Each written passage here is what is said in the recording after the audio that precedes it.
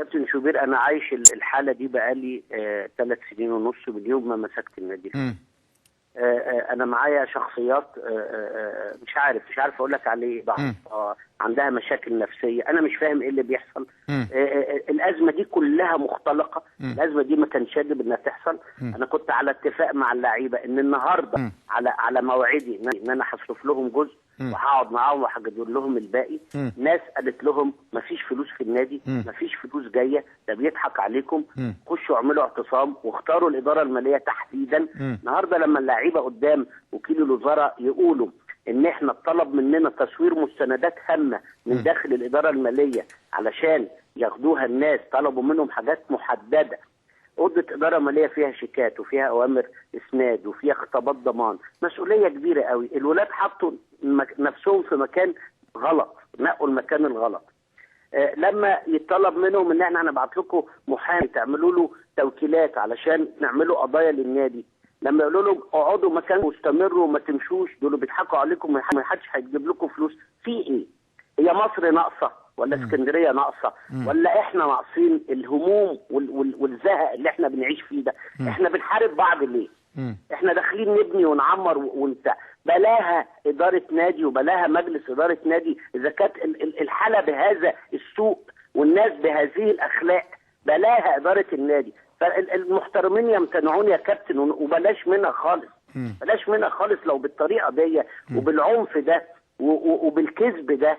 النهارده الولاد قالوا لي يا استاذ احمد احنا اتقال لنا عليك كلام غير خالص الطبيعه اللي انت بتعاملنا بيها، مخوفيننا منك تماما. ليه بس؟ هم معاشرينك بقالهم سنين، يعني المفروض يكونوا عارفينك يا كويس يا وحش يعني. ما هو للاسف انت لما تجيب واحد برضه عنده ظروف وعنده احتياج وتقول له خلي بالك انت مضحوك عليك ومش هتاخد حاجه، ودول احنا اعضاء مجلس اداره وعارفين مجريات الامور شكلها ايه، مفيش حاجه هتتم.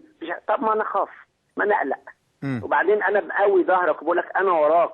وانا يا فندم احد اعضاء مجلس الاداره قلت لهم انا اسجل لكم احمد عفيفي لو عايزه. يعني تطاول ويعني سوء نظام وسوء فكر وسوء كلام. الموضوع مش مستاهل كده. احنا في حاله كمصر عموما، احنا في حاله مفروض يبقى ظروفنا غير كده ونقف مع بعض غير كده ونحط ايدينا في ايدين بعض غير كده، مش ناقصين دمار اكتر من كده. انا شايف ان ده افساد، وشايف ان ده تواطؤ، وشايف ان دي خيانه ان اعضاء مجلس اداره تعمل الكلام ده. وانا الكلام ده ما قلتوش من نفسي، انا الكلام ده اتقال قدامي قدام كل. هل هتتقدم بشكوى ولا حاجه للمديريه او ولا هتقدم بشكوى لمين يا فندم؟ ده الكلام ده قدام وكيل الوزاره. ما هو الشكوى قدامه اهي محطوطه على مكتبه. هتقدم بشكوى لمين؟ كان النهارده الولاد قاعدين في الاداره الماليه وشلوا حركه النادي ولا عارفين نسلم اوامر اسناد للمشاريع اللي احنا. هل فضوا اعتصامهم النهارده ولا لسه ما زالوا موجودين؟ ما زالوا موجودين، لان بكره جايه لجنه من الشباب والرياضه تجرد الكلام. الموضوع انا عملت وبكره هيستلموا جزء من مستحقاتهم. انا قلت لهم انا همشي في الاتجاهين عشان اثبت لكم ان انا راجل نوايا سليمه. همشي في الاتجاهين، هدخل حد من الاداره الماليه مع اعضاء اللجنه يجيبوا لي دفاتر الشيكات واوامر الصرف من جوه، واحد يقعد يعمل لكم فلوسكم، وناس ثانيه تقعد تستلم الاوضه عشان اثبت لكم ان انا مش ضدكم، انا مش ضد حد. هل جهزت الفلوس بالنسبه للولاد؟ جهزت لهم دفعه، وكان ميعادهم النهارده يستلموها قبل ما يخشوا على الاعتصام ده، لان الفلوس كانت شيكات ودخلت النادي للتحصيل، دخلت البنك للتحصيل. طبعا التسخين. هترشح نفسك في الانتخابات الجايه ولا لا؟ يا فندم هترشح نفسك الانتخابات اللي جايه ولا لا؟